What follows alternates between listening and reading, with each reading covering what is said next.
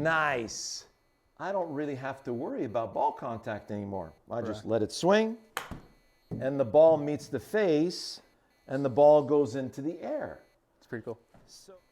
Hey everyone, Sean Savin Moo, and we're each going to show you how never to miss the club face again. And you'll see the 3 ingredients that you need to always get contact with the face, which means the ball's going to go in the air and it's going to move forward. Whether you hit it in the center of the face is up to you and your practice, but you don't want to miss this video.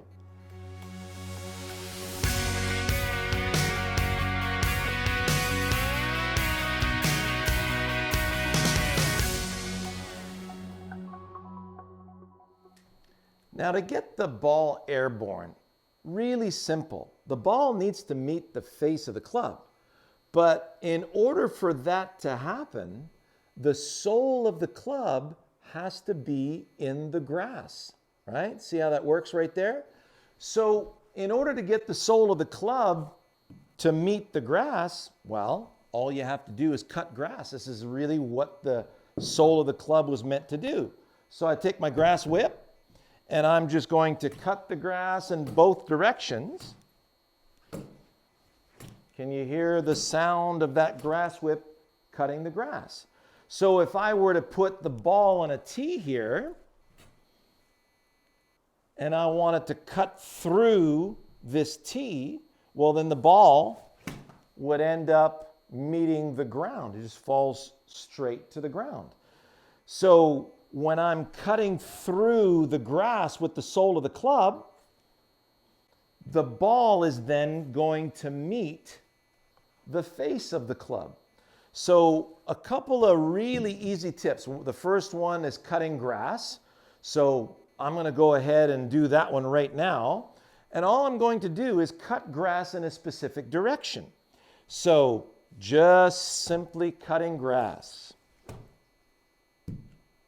You'll see that distance to ball in a second. So if I cut grass with the sole of the club, the ball meets the face, and we have a golf shot. So another one, because for many of you, you don't really hear the grass being cut when you meet with the golf ball. So we need something a little bit more substantial. So I'm going to have Moo here do a couple of practice swings on this deflector board. So imagine, Moo, that the sole of the club is an ice shaver. Okay. And you're going to take some ice shavings and you're going to send them in the direction of your intermediate point. All right.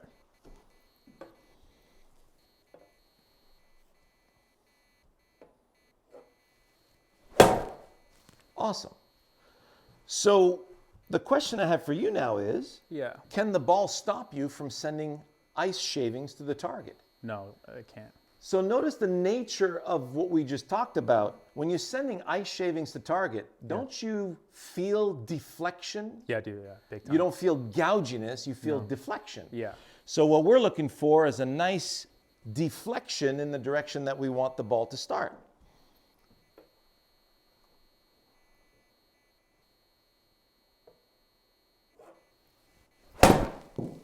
Awesome. So that ball meets the face in a hurry. Yeah. Oh, you beat me, man. Come on. So you'll notice the angle of attack improves, everything improves, because we're not trying to hit the ball. We're trying to send ice shavings to target. That's right. Yeah. Weren't you getting ready to hear that deflector board? Yeah, I was anticipating that reflection. So Moo was getting ready and he's anticipating the sound and the feel of the deflector board. Yeah.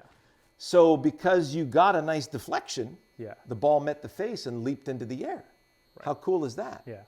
So the last little tidbit that's really important for you to get as far as your contact with the face, because we don't want to hit it in the toe and we definitely don't want to shank it, right? No. So what we're looking for is distance to ball. right? Right. Now, you're really good with distance to ball too, right, Moo? It's part of your DNA. Yeah, it's gone a lot better over the years. Yeah. So one of the things that, we'll get Savannah in here in a second for something else. So one of the cool things about, if I had a ball and a string, and you remember this from one of our early lessons, right? Yeah. And then you really took it to the next level. Right. So if I just swing this ball around my hand, notice the ball forms an arc. And you can see where the blur of the ball is passing. Yeah. So now my brain says, hey, you're a little too far, get closer. You're a little too high, get lower. So it's not me hitting the tee with this thing. Yeah. It's me placing the tee in the way of this thing. Yeah. So your arms are attached. And if I had one arm and I was cutting grass with just one arm, it would look like this.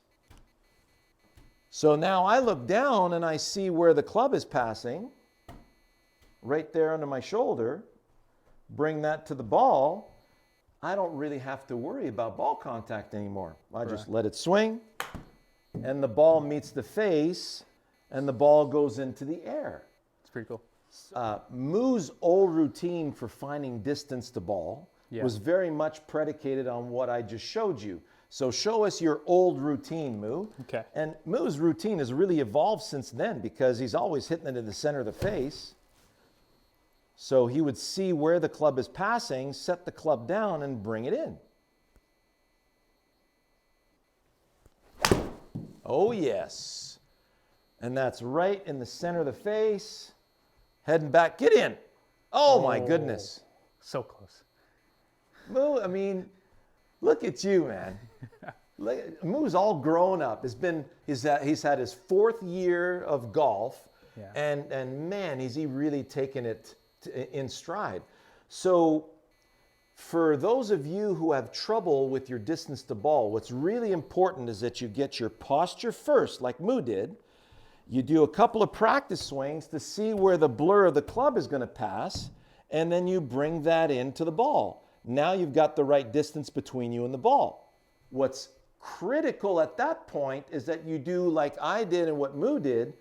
I'm going to send grass clippings to target or send ice shavings towards the target. Right. So that's your task in the direction that you want the ball to go, and your distance to ball is really a key factor in there. So we got one more thing to show you. Don't go away. Before I show you this really cool trick that Sam's going to do, please subscribe to our channel. If you've been enjoying this video, hit the subscribe button, hit the like button too, and you want to, leave us a comment or question down below. We'll be glad to answer that. Did I miss anything? Nope. All right. So this next thing, Sav is going to do her, we call it perpetual motion, when we swing the club back and through without stopping to see where it's passing. Now notice before when I had my ball on a string, I was walking towards the tee. Well, when you get really good at this, you'll be able to, so there are 3 dandelions in a row here, about 1 club length or 1 width of a club head apart. Sav's going to see where the club is passing, and then she's going to walk through the shots.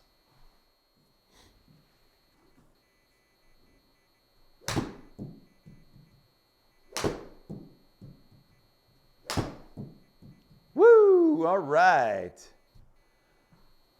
So, because Sav is seeing and she's paying attention, because so many of you don't even know where your gosh darn club is passing in front of you, right?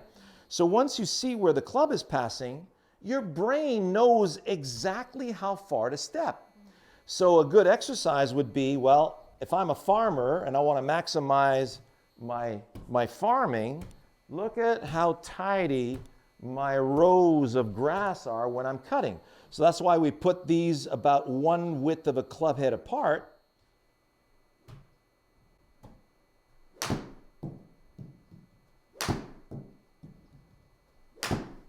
Nice. Right on, Sav. Awesome demo. Thank you so much. So I hope you guys enjoyed that. Get cracking on these easy tips and let us know how you do with your ball contact. See you next week.